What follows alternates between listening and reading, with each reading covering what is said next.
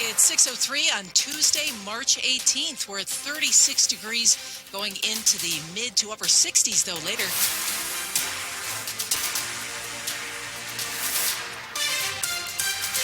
Good morning. I'm Michelle Basch. And I'm John Aaron. The top local story we're following this hour, we're learning that the Trump administration has reinstated thousands of federal workers who were laid off in sweeping cuts across over a dozen agencies. WTOP's Luke Lukert reports this comes after a judge's ruling. Around 24,000 workers that were fired by the Trump administration have been reinstated, many placed immediately on paid administrative leave. The records detailing the move were filed in Maryland federal court yesterday. It comes after the judge ruled last week that the administration had until Monday to rehire those workers. Most agencies stated that the employees would be placed on that administrative leave because onboarding them again would be a hassle if an appeals court reversed the judge's decision. The case was brought by 20 Democratic attorneys general earlier this month, saying these firings harmed their state's economies and the administration did not give proper notice during the layoffs. Luke Luger, WTOP News. Montgomery County leaders are responding to the federal upheaval.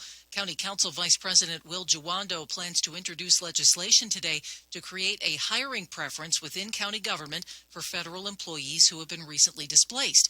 The bill aims to provide former feds with new opportunities to continue their careers in public service. An estimated 1,000 Montgomery County residents have recently lost their federal employment. We're getting reaction from D.C.'s mayor a few days after President Trump said he would work to prevent the FBI headquarters from moving out of D.C. and into Maryland. WTOP's Nick Iannelli reports. D.C. Mayor Muriel Bowser agrees with President Trump that the FBI headquarters should stay in the district. It will create a nexus with the rest of our vision for the downtown. It's not yet clear exactly where the headquarters would ultimately be located. Bowser said she supports putting it at an underutilized metro station. Greenbelt, Maryland was chosen to be the site of the new headquarters, but that was in 2023 under the Biden administration. President Trump has made it clear that he intends to stop that from happening. Because the FBI and the DOJ have to be near each other. Maryland Governor Wes Moore and the Democratic lawmakers who represent the state in Congress have vowed to continue fighting for the headquarters to be built in Greenbelt. Nick Iannelli, WTOP News. And we are hearing more about that from Maryland's Governor Wes Moore. On every single basis, this has been a long, transparent process. Greenbelt won this competition for the new FBI building, and we are ready to go. Last week, Moore and congressional Democrats released a joint statement vowing to continue fighting for a new headquarters in Maryland.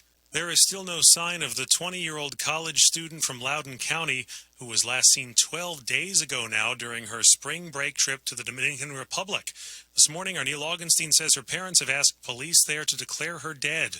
According to local news, the parents of Sudiksha Konanki have sent a letter to the Dominican National Police asking that their daughter be declared dead, even though there's been no sign of her. The report says the parents are satisfied with the investigation, haven't seen any evidence of foul play, and believe that the person of interest, who was named by the Loudoun County Sheriff, has cooperated in the search. Also today, lawyers for that person of interest are expected in court today. They filed a motion saying under Dominican law, a person can only be detained 48 hours without charges. They say their client has been subject to what amounts to house arrest at the hotel and that he either has to be charged or released. Neil Augenstein, WTOP News. Up ahead here on WTOP in Money News, we look at a new study that looks into how Americans are feeling about the economy now. Traffic and weather in 30 seconds.